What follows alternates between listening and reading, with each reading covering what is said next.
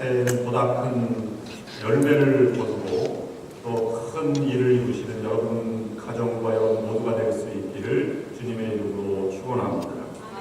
한 해 동안 많은 어려움이 있었습니다. 지구촌 곳곳에도 많은 어려움이 있었고 우리 교회에도 많은 어려움 가운데 마지막 향해서 우리가 여기까지 달려왔습니다. 그러나 돌아보면 하나님의 은혜로 이것까지 지금까지 오게 된 것을 고백하지 않을 수 없습니다. 아직도 우리의 삶, 또 우리 교회, 우리의 가정과 우리 하는 모든 일들 가운데에는 어려움과 고통이 있지만 그래도 주님께서 함께 하셔서 이만큼 이겨나올 수 있게 되었고 앞으로도 승리하게 될 것입니다. 여러분들도 주님의 은혜로 승리하는 그런 앞으로의 남은 올 한 해와 새해가 될 수 있기를 축원합니다. 옆사람과 인사를 나누실 때 지난 한 해 동안 함께 해주셔서 감사합니다. 이렇게 인사를 나누시길 바랍니다.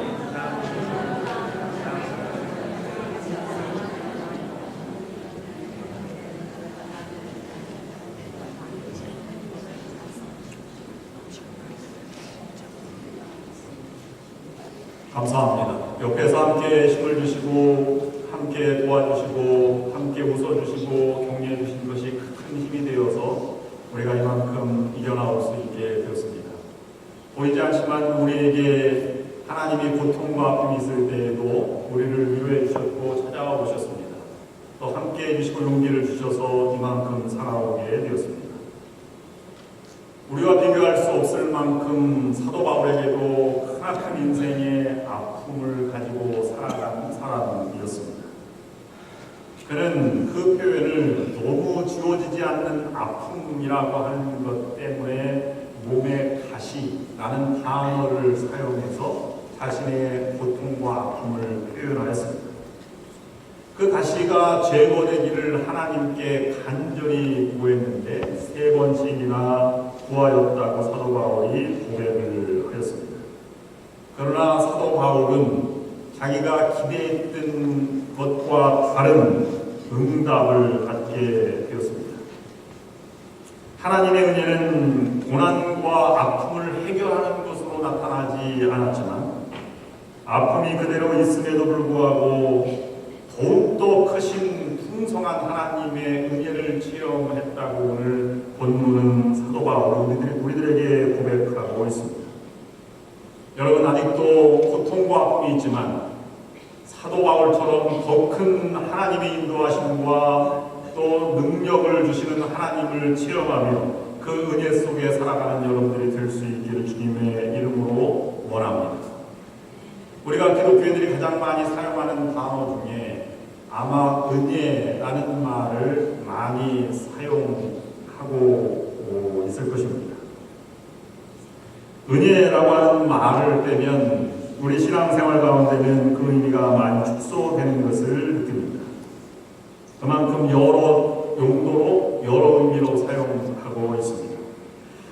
좁은 의미로 은혜라고 하는 것은 은혜스럽다, 은혜를 받았다 이렇게 표현하기도 합니다.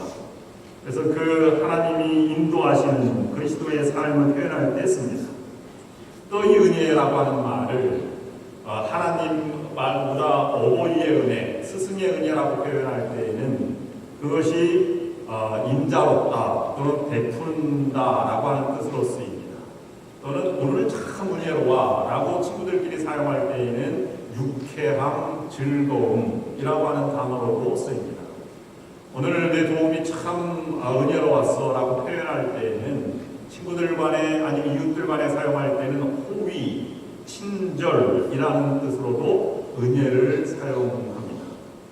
오늘 사도 바울이 쓴 은혜라고 하는 말을 좀 더 깊이 있게 생각해 보면 은혜의 주체는 인간 내가 받는 것이 아님을 볼 수 있습니다.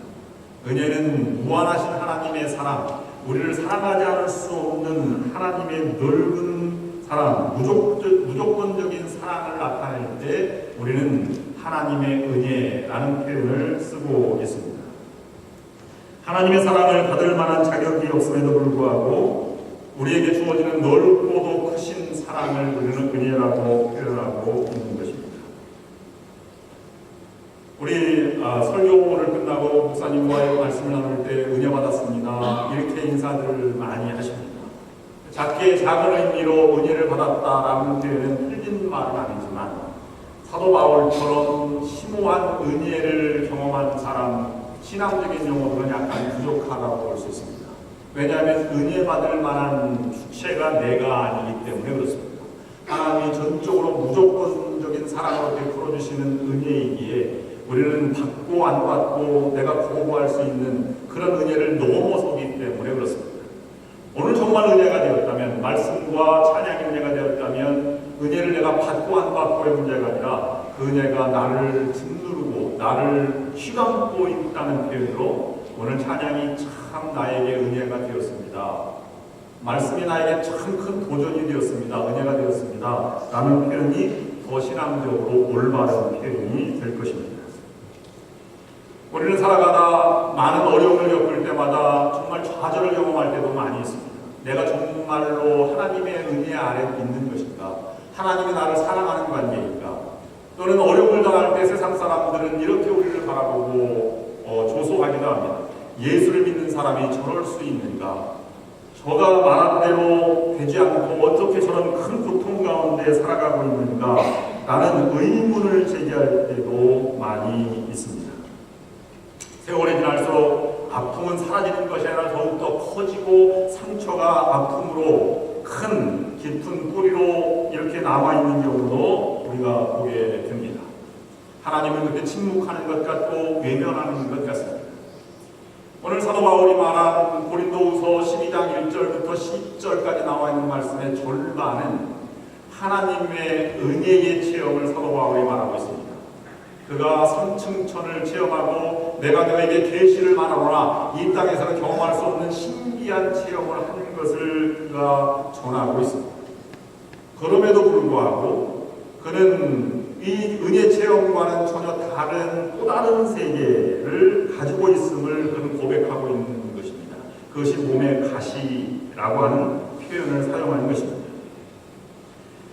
많은 성서학자들은 이 가시가 어떠한 것일까를 많이 얘기하고 있습니다.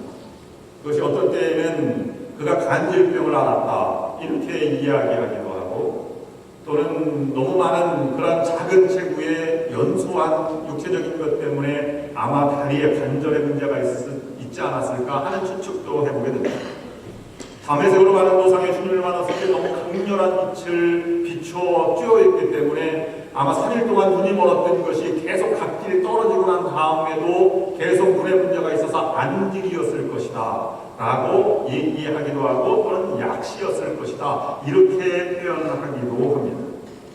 어쨌든 그는 씻을 수 없는, 제거할 수 없는 육체의 질병, 아픔을 가지고 있는 것은 분명합니다. 그럼에도 불구하고 사도 바울의 지난 과거를 돌아보면 위대한 사역자임에는 분명하였습니다.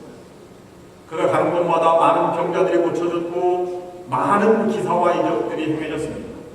에베소 지역에서 전도할 때에는 그가 너무 많은 병고침의 역사가 일어났기에 사도 바울이 입었던 앞치마와 수건을 가져다가 부적처럼 그런 병고침의 일로 능력을 행사해온 그런 일이 기록되어 있는 것만 보아도 얼마나 위대한 능력이 있었는지를 그는 알 수가 있습니다. 그러나 그 능력에도 불구하고 사도 바울은 자기에게 찾아온 고통, 아픔, 그 다음에 이런 모든 그런 절망 가운데 있는 것을 어찌할 수 없는 존재가 되어 있습니다. 그래서 3번씩이나 기도했다고 하는데, 이 3번이라고 하는 것이 한 일시적으로 3번을 구한 것인지 아니면 작정 기도가 3번인지는 우리가 알 수 없습니다. 그러나 중요한 단서 하나가 있는데 2절 말씀에 보면 그가 기도할 때에 한 사람을 아노니 라는 유대적 표현으로 자신을 표현하고, 그가 14년 동안이나 이것을 위해서 기도해 왔다고 하는 표현을 여기서 우리가 생각해 볼 수 있습니다. 그는 신비한 체험도 하고 많은 이 전도여행과 이사를 지냈지만 14년 동안 한결같이 하나의 제목을 가지고 기도한 것이 육체의 질병이 떠나기를 기도해 왔다고 하는 것을 우리가 생각해 볼 수 있다고 하는 것입니다. 그 기도해온 그 결과가 응답이 오늘 여기에서 나온 사도 바울의 고백 속에 있습니다. 그 응답은 무엇입니까? 내 은혜가 내게 족하도다. 이는 내 능력이 약한 데서 온전하여짐이라 라는 기도의 응답이었습니다. 아직도 병이 낫지 않았고 사도 바울이 그렇게 기도하였는데도 긴 시간 동안 기도한 응답의 결과가 여러분 이것이라고 하는데 어떻게 공의할 수 있겠습니까? 정말로 그것이 응답입니까? 여러분 사도 바울의 이 이후에 더욱더 풍족한 은혜를 경험한 것을 생각해 보면 우리가 사도 바울이 고백한 하나님의 넓고 크신 풍족한 은혜, 약한 데에서 더 강화해진다고 하는 이 은혜의 세계, 믿음의 세계를 우리가 바라볼 수 있어야 할 것입니다. 많은 사람들은 교회 다니면 잘 될 것이라고 이야기를 많이 합니다. 우리는 병든 사람이 고침을 받는 것만이 하나님의 은혜인 것으로 생각할 때도 많이 있습니다. 망했던 사업이 다시 회복되는 것, 잘 안 되는 인간관계가 풀리고 잘 안 되는 일들이 풀려서 또 복된 삶으로 나아가는 것, 그것만이 은혜라고 생각할 때가 많이 있습니다. 그것만을 강조하면 우리는 기복적 신앙이다 라고 표현할 수 있습니다. 또는 오늘날 많이 이야기하는 번영의 신앙이라고 해서 예수 믿고 잘 되고 번영을 이루어가는 것이 기독교 복음의 핵심인 양 그렇게 이야기하는 그러한 신학 사조도 있습니다.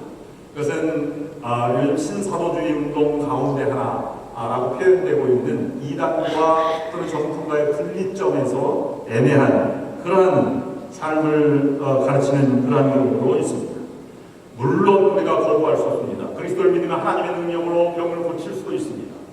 많은 인간관계가 회복될 수 있고 많은 사업이 잘 될 때도 있습니다. 그러나 그리스도의 은혜, 하나님의 은혜의 세계는 그것 안에만 머물러 있는 것이 아닙니다. 그 이상으로 더욱더 심오하고 더욱더 풍족한 그런 하나님의 은혜의 세계가 있음을 볼 수 있습니다. 오늘 송년주일을 보내는 우리에게도 많은 어려움이 있었지만 이 하나님의 풍족한 은혜의 세계를 경험했기에 많은 일들이 이루어졌고 또 지금 이 자리에 오게 된 것입니다. 구약성서 예언자 하박국이 노래한 것처럼 무화과나무 잎이 마르고 포도나무에 열매가 없으며 감람나무에 소출이 없으며 밭에 식물이 없으며 우리의 양이 없으며 외양간에 소가 없을지라도 나는 여호와로 인하여 증거하고 찬양하리로다 라는 고백의 세계를 우리가 경험해야 한다고 하는 것입니다. 사도 바울은 미처 알지 못했습니다. 제 해석으로는 그렇습니다. 14년 동안 이루어졌던 많은 신비한 체험과 또 전도의 능력의 행함과 많은 하나님께 정말로 은혜를 기사와 이적을 행했던 것이 자기의 약함 때문에 더욱더 하나님을 의지했기에 이루어졌던 일임을 그는 깨닫지 못하였습니다. 그러나 오늘 응답을 듣고 그것이야말로 하나님의 은혜라고 하는 것을 지금 비로소 깨닫게 된 것입니다. 오늘 우리에게 이 본문 말씀이 전해주고 있는 세 가지 교훈을 이 송년주일에 함께 묵상하면서 은혜를 나누기를 원합니다. 여러분들도 이 은혜의 세계에 들어가셔서 하나님의 무한하신 믿음의 능력을 되찾으시고 또는 승리하시는 여러분 모두가 될 수 있기를 주님의 이름으로 간절히 축원합니다. 세 가지 중에 첫 번째는 바로 이것입니다. 고통과 어려움이 있지만 그것이 하나님의 은혜에서 끊어진 때가 아니기에 그 은혜는 넉넉하다라고 사도 바울이 고백한 것입니다. 이 땅의 모든 문이 막히면 하늘을 바라보라고 하는 탈무드의 교훈이 생각나게 하는 말씀입니다. 인생에 예기치 않은 어려움이 찾아올 때가 있습니다. 그럴 때 우리는 하나님 우리를 버리신 외면한 것으로 생각하기도 합니다. 하나님의 은혜의 세계에서 내가 제외된 것은 아닐까라는 생각을 해보기도 합니다. 여러분, 그런 가운데에도 하나님은 우리를 떠나지 않고 우리를 찾아오고 계신 분임을 여러분 고백하시길 바랍니다. 그것이 우리에게 더욱더 큰 힘을 준 것입니다. 어려운 가운데에서도 하나님 우리와 함께 아파하시고 함께 고통을 당하시고 함께 우리에게 위로해 주시고 인도해 주시는 하나님임을 우리가 잊지 않아야 하는 것입니다. 하나님의 은혜는 잠시 제외되거나 떠나버리는 것 같은 일시적이거나 찰나적이거나 변덕스러운 하나님의 은혜가 아닙니다. 하나님의 은혜와 사랑은 그렇게 가볍지 않습니다. 더욱더 깊고 심오하고 또 오묘하고 넓은 세계가 바로 하나님의 은혜의 세계입니다. 그러므로 이 하나님의 은혜라고 하는 것은 하나님이 거하심, 하나님이 존재하심, 하나님의 함께하심으로부터 출발한다고 볼 수 있는 것입니다. 성경은 우리에게 분명히 말씀하고 계십니다. 하나님은 스스로 있는 존재, 하나님 우리와 함께하는 임마를 하나님임을 우리에게 말씀하고 있습니다. 왜냐하면 하나님은 우리를 사랑하지 않을 수 없는 존재이기 때문에 우리 곁을 떠나실 수 없는 것입니다. 독생자를 내어주시기까지 이 땅에 성신으로 오신 아기 예수로 오신 예수님을 이 땅에 보내시기까지 우리를 사랑하시는 분이십니다. 그러므로 우리는 하나님의 사랑은 여전하고 하나님의 사랑은 끊임이 없고 고난의 때에도 끊어진 관계가 아니기에 넉넉한 은혜라고 사도 바울이 고백한 것을 우리가 기억해야 할 것입니다. 두 번째, 이 사도 바울이 고백한 하나님의 은혜가 풍족하고 넉넉하다고 하는 표현은 고난과 질병을 제거하여 주시진 않았지만 그러나 그것을 이기고 나아갈 수 있는 힘을 주시기 때문에 하나님의 은혜가 풍족하다고 사도 바울이 고백하고 있는 것입니다. 우리는 시편 88편에 보면 이런 표현의 말씀이 있습니다. 시편들은 다 하나님 앞에 고통을 호소하는 것입니다. 그 악랄한 통치자들 아니면 주변에 나를 멸시하고 모함하려고 하는 사람들을 제거해 주십시오. 하나님 저들을 원수를 짓밟아 버리시고 나에게 하나님의 영광을 나타내 주옵소서 라고 하는 것이 시편의 주로 탄식 또는 탄원 시편으로 불리우는 시편들의 내용입니다. 그러나 시편 88편에 보면 예수님이 십자가에서 인용한 시편 안에 본문이 포함되어 있는 말씀이기도 합니다.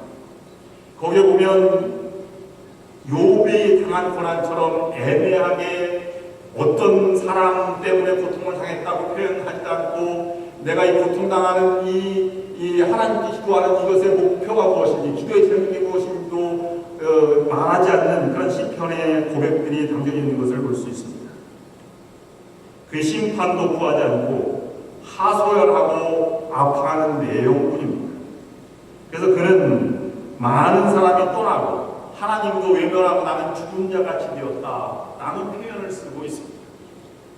여러분 그럴 때 하나님이 정말로 떠나버릴 것 같은 그런 존재에 여러분 같으면 어떻게 그것을 극복해 나가시겠습니까? 시편 88편에는 그 길을 한 가지 제시해주고 있습니다. 그럼에도 불구하고 사랑하는 자녀가 어머니 곁을 떠나지 않은 것처럼 하나님 전에 나와서 무릎 꿇고 기도하는 모습을 우리에게 보여주고 있습니다. 내가 밤낮으로 주께 부르짖사오니 내가 아침과 저녁으로 부르짖사오니 내가 늘 하나님 앞에 함께 부르짖는 이 표현을 쓰고 있습니다. 그것은 곧 하나님이 나에게 이김의 능력을 주시는 그런 어떠한 고난과 어떤 형태인지 알 수 없지만 나에게 주시는 이김의 능력은 하나님 앞에 무릎 꿇고 기도할 때 온다고 하는 사실을 우리에게 전해주고 있는 것입니다. 엘리엘리나마 사막단이 하나님이여 하나님이 어찌하여 나를 버리시나이까 십자가 위에서 예수님이 외친 이 외침 한마디가 무엇입니까? 하나님이 나를 버린 것 같은 상황이지만 나는 하나님을 놓지 않겠습니다. 하나님의 함께 계심을 나는 믿습니다. 이것이 부활의 영광으로 나타난 그리스도의 능력의 믿음의 고백이 아니겠습니까? 정말로 하나님을 놓지 않고 고통 가운데도 하나님께 매달리면 하나님께서 우리에게 이길 힘을 허락해 주시는 것입니다. 그것이 마음의 평안으로 승리함으로 이어지고 있는 것입니다. 여러분 찬송가 413장 내 평생에 가는 길 순탄하여 라는 시를 지은 것은 스태포드라고 하는 시카고의 유명한 변호사이자 유명한 거울이자 저명한 법리학 교수였던 사람이 자기의 신앙의 고백으로 지은 시 한 편이 찬송가로 거듭나게 된 것입니다. 그는 시카고 대화재 1900년도 초의 화재 때 1마일이 되는 큰 대형 화재 때 자기의 집과 모든 재산이 다 날아가는 아픔을 경험하였습니다. 영국으로 가족여행을 떠나게 되었는데 엎친 데 덮친 기억으로 큰 풍랑을 만나게 되었습니다.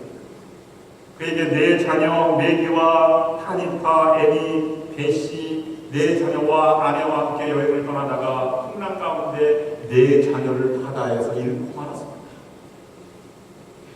그는 낙심하며 하나님 하나님 앞에 기도하기를 왜 나에게 이런 험악한 고난을 허락해 주시는지 이렇게 알 수 없을 정도로 고백하였습니다. 그가 다시 돌아오는 도중에 내 자녀를 잃은 바다 풍랑 가운데에서 기도하는 가운데 그런 신기한 체험을 하나 하게 되었습니다. 나에게 어떤 희생이 올 때에도 주님을 의지하게 되는 것이 참으로 기쁘다. 이런 표현을 그는 하였습니다. 나는 하나님을 사랑하는데 어쩌면 하나님은 나에게 내 아이를 데려가셨을까? 하나님은 나를 버리신 것이 아닐까? 하는 그런 갈등 가운데 그 가운데도 평안함을 주시는 하나님을 그는 고백하게 된 것입니다. 그래서 시편을 지었고 내 영혼이 편하다고 하는 찬송가가 나오게 된 것입니다. 그리 아니하실지라도 하나님께서 넉넉한 은혜를 주시는 것을 다시 한번 깨달은 이러한 스태폴드의 고백이 된 것입니다. 마지막 세 번째로 우리에게 주시는 교훈의 말씀이 이것입니다. 육체의 가시를 제거해 주시지 않았음에도 불구하고 주님의 은혜가 넉넉한 까닭은 이 가시가 결코 무익한 것이 아니기 때문이라고 하는 고백이었습니다. 이 가시가 유익함을 가져다 주었다. 사도 바울은 그렇게 고백하게 되었습니다. 너무 교만하지 않게 하시려고, 자고하지 않게 하시려고, 하나님의 선교 사역을 하면서 내가 주체가 되었다고 하는 이 자만심을 버리게 하시려고 가시를 주셨다고 그는 고백하고 있는 것입니다. 인생을 살다 보면 하나님은 우리를 사지해 보는 경우가 많이 있습니다. 위대하게 사용되는 사람일수록, 역사적인 인물일수록 그는 고통과 어려움을 믿음으로 극복해 나간 인물이었음을 우리가 고백하지 않을 수 없습니다. 그만큼 하나님의 은혜를 깨닫고 하나님을 의지하였기 때문일 것입니다. 이것은 놀라운 사도 바울의 믿음의 깨달음입니다. 오늘 이 믿음의 능력이 여러분들에게도 임하셔서 고통과 어려움을 뛰어넘어서 하나님의 놀라운 사도 바울처럼 쓰임받는 우리들이 되어야 할 것입니다. 시편 기자는 시편 119편 71절 72절에서 이렇게 노래했습니다. 고난당한 것이 내게 유익이라. 이로 인하여 내가 주의 율례를 배우게 되었나니 주의 입의 법이 내게는 천금보다 승하니이다 라고 고백하게 되었습니다. 이 시편의 고백처럼, 사도 바울의 고백처럼 우리도 이 고난과 또 아픔을 수모하여 더 큰 하나님의 은혜의 세계를 경험하는 우리들이 되어야 할 것입니다. 목하는 목사님이 쓰신 책 광해의 축복이라고 하는 책에는 이런 설교 제목이 하나 있습니다. 고난은 변장되어서 우리에게 찾아오는 축복이다 라는 설교를 하신 적이 있습니다. 우리에게 아픔이 변해서 축복이 될 그날까지 우리는 고통 가운데서도 하나님의 끈을 놓지 않고 이김을 주시는 하나님께 의지하며 또 그 고통 가운데 주시는 더 큰 유익을 바라보면서 우리가 승리하는 삶을 살아가야 할 것입니다. 2014년 한 해가 저물어가고 있습니다. 희망과 기대를 안고 시작한 한 해였습니다. 그러나 그만큼 순탄하지도 않은 한 해였습니다. 굴곡이 많았던 한 해였습니다. 우리 교회에도 많은 아픔이 있었습니다. 여러 가지 갈등도 있었습니다. 그러나 하나님께서는 더 큰 교회의 본연의 사명에 충실하라고 우리에게 아픔과 갈등을 주시는 것일 것입니다. 더욱더 깊은 하나님의 본래의 영혼 구원의 사역과 하나님의 선교와 또 감동 있는 예배를 드리라고 우리에게 이렇게 환란을 주시는 것일 수도 있습니다. 성도 여러분들의 가정 가운데도 고난과 아픔이 멈추지 않았던 가정들도 많이 있었습니다. 1년 동안 줄기차게 기도했는데도 불구하고 사도 바울처럼 3번이 아니라 100번, 10번, 1000번을 기도했는데도 하나님의 응답은커녕 더욱더 큰 어려움에 처한 현실 가운데 살아가는 교우들도 있을지 모르겠습니다. 오늘 이 한 해를 보내는 송년주일에 여러분에게 분명히 드리고 싶은 말씀이 있습니다. 그럼에도 불구하고 하나님의 은혜는 변함이 없습니다. 하나님의 은혜는 오늘 이 시간도 그런 가정에서도 넉넉한 일을 주시는 것입니다. 가시가 뽑혀도 가시가 뽑히지 않아도 하나님의 은혜는 부족함이 없습니다.